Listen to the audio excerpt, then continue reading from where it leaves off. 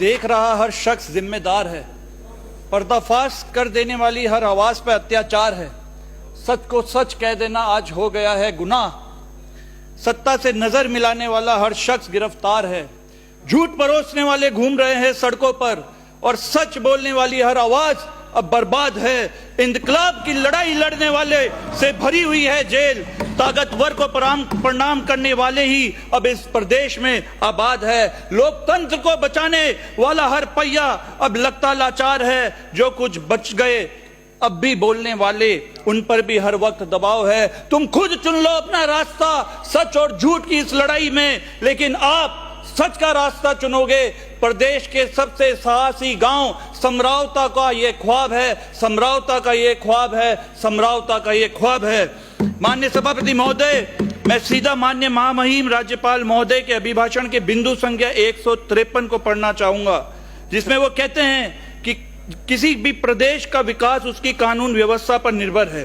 कानून व्यवस्था मजबूत हाथों में होगी तो उस राज्य को आगे बढ़ने से कोई नहीं रोक सकता और सरकार राजस्थान को सुरक्षित और भय मुक्त प्रदेश बनाने के लिए संकल्पित है। मैं अपनी कविता के माध्यम से इस सरकार का कानून व्यवस्था के प्रति असली चाल चरित्र और इस कविता के माध्यम से इस सरकार के ऊपर आरोप लगाना चाहता हूं कि सिर्फ और सिर्फ भाजपा सरकार के इस मजबूत हाथों, सत्ता के अहंकार में लिप्त मजबूत हाथों के संरक्षण की वजह से पुलिस और प्रशासन की सरकारी तंत्र ने प्रदेश की विधानसभा देवली उनियारा के गांव समरावता में रात के समय संपूर्ण गांव में बिजली कट करके मीटिंग कर रहे लोगों के ऊपर लाठियां चलाई, गोलियां चलाई, आंसू के गोले दांगे और उनके वाहनों में आग लगाई, जिस कारण आगजनी हुई। और उस आगजनी में माननीय अध्यक्ष महोदय, जो जानवर घर में बंधे हुए थे वो भी आग की लपटों में भस्म हो गए। महिला, बच्चों और निर्दोष लोगों के घरों में घुसकर मारपीट की, ज्यादती की, बदसलूकी की, उनसे छेड़छाड़ करी। कोई अपनी जान बचाने के लिए तालाब में कूदा, कोई अपनी जान बचाने के लिए छत से कूदा। और इससे भी जब इनका मन नहीं भरा तो इनकी पुलिस प्रशासन ने निर्दोष लोगों पर केस लगाने का काम किया।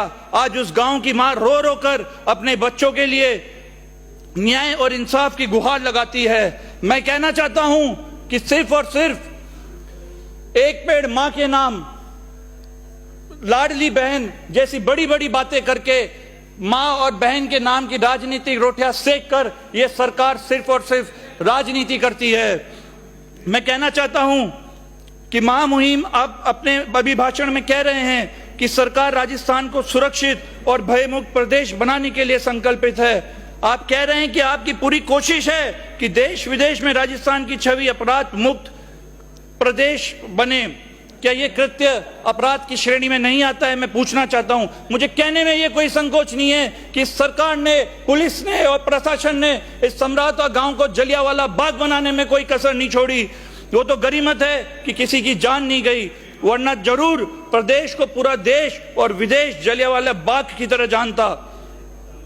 मैं पूछना चाहता हूं कि पुलिस प्रशासन को यह अधिकार और आदेश किसने दिए, किसके संरक्षण से यह संभव हुआ? जिस प्रकार इस घटना को अंजाम दिया गया उससे यह प्रतीत होता है कि एक सोची समझी साजिश के तहत किया गया षड्यंत्र था। जहां ग्रामवासी मांग कर रहे थे कि जो हमारा नुकसान हुआ है उसकी एवज में हमें 2 गुना मुआवजा दिया जाए। मुआवजा तो दूर, इस सरकार ने उस पुलिस प्रशासन पे जिस पे बहुत बड़े गंभीर आरोप लगे हैं उसी को जांच दे दी और उस पुलिस प्रशासन ने निर्दोष लोगों के ऊपर केस लगाने का काम किया, उनका भविष्य खतरे में डालने का काम किया।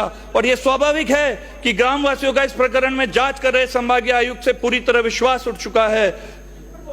आज इस निंदनीय घटना के बाद न सिर्फ समरावता, आसपास के क्षेत्र के गांव में बल्कि पूरे प्रदेश में भय का माहौल व्याप्त हो चुका है। इसलिए एक आखिरी मानवता की उम्मीद से न्याय के लिए आपसे समरावता प्रदेश और समाज माननीय अध्यक्ष महोदय ये आपका संरक्षण मांग रहे हैं कि आप समरावता में जो हुए अत्याचार में ग्रामवासियों को न्याय दिलाने के लिए माननीय राजस्थान उच्च न्यायालय के न्यायाधीश से प्रकरण की जांच करवावे, ताकि दोषी अधिकारियों को कड़ी से कड़ी सजा मिल सके, निर्दोष लोगों पर केस लगाए गए उन्हें वापस लिया जा सके और जिन ग्रामीणों की जान माल का नुकसान हुआ है उन्हें क्षतिपूर्ति मिल सके। और एक कमेटी विधानसभा की गठित की जाए जिसके सदस्य माननीय सदस्य हो, ताकि सत्ता के भय से, सत्ता के दबाव से किसी प्रकार का अन्याय घटित न हो।